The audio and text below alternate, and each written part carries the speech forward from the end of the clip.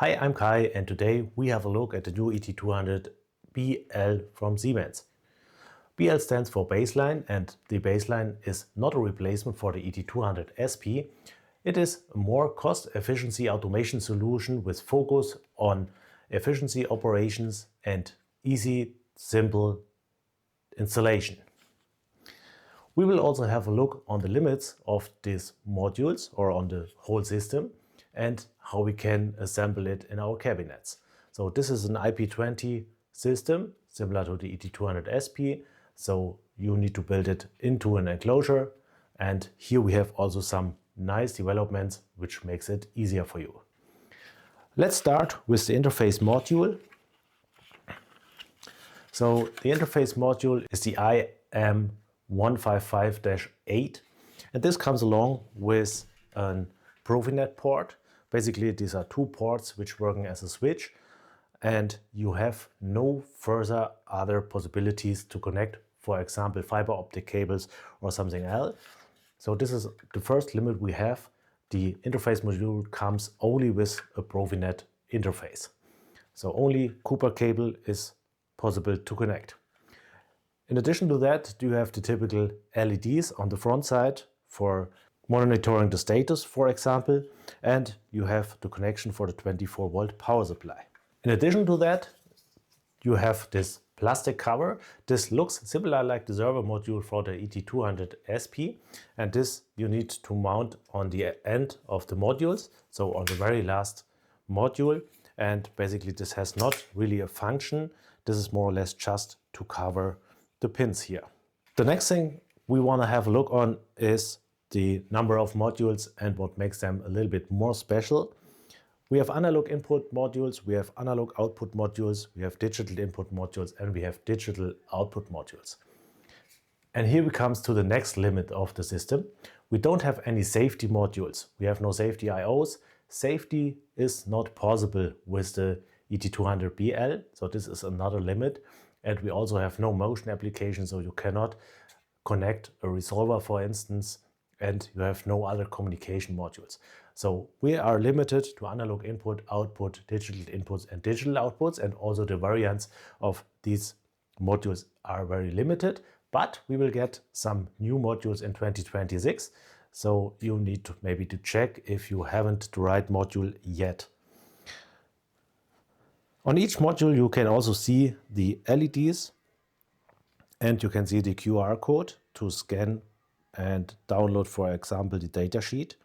And what you can see as well is that you have this small symbol here, which looks a little bit like an arrow, which represents that the potentials you connect to the module is connected to the next module. And just on the digital output module, you can see that there is not this symbol, what means you always need to connect the power supply separate to the digital output modules. Maybe you want to have a different potential like on the other modules.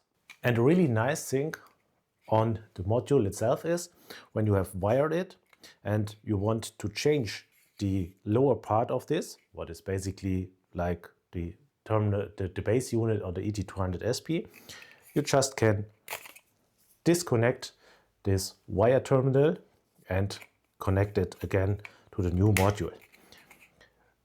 Basically, one module exists out exactly of this part here, so you don't have a base unit and an electronic module.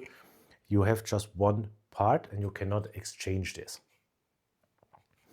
On the side of the modules you always have the connection symbol, so how to connect this module.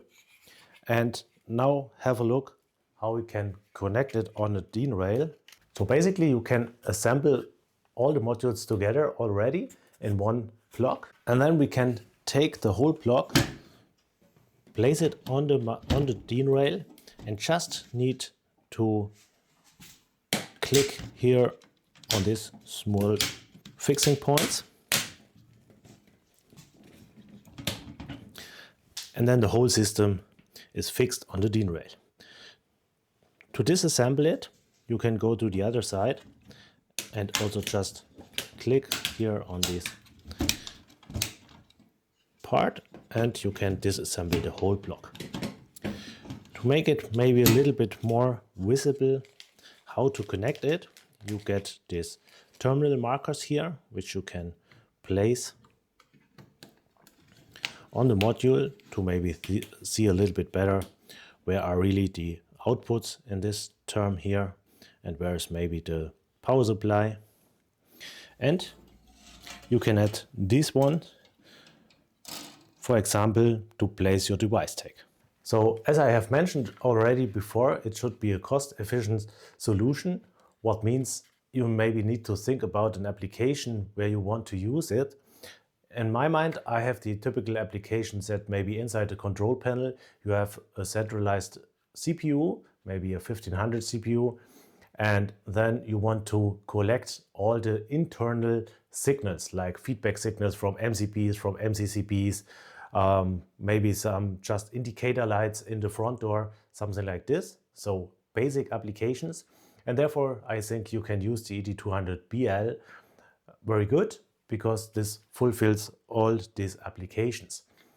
I want to know from you which application you have in your mind for the ET200BL and if this is something you think about in your next projects, or if you have any concerns, please write it down in the comments.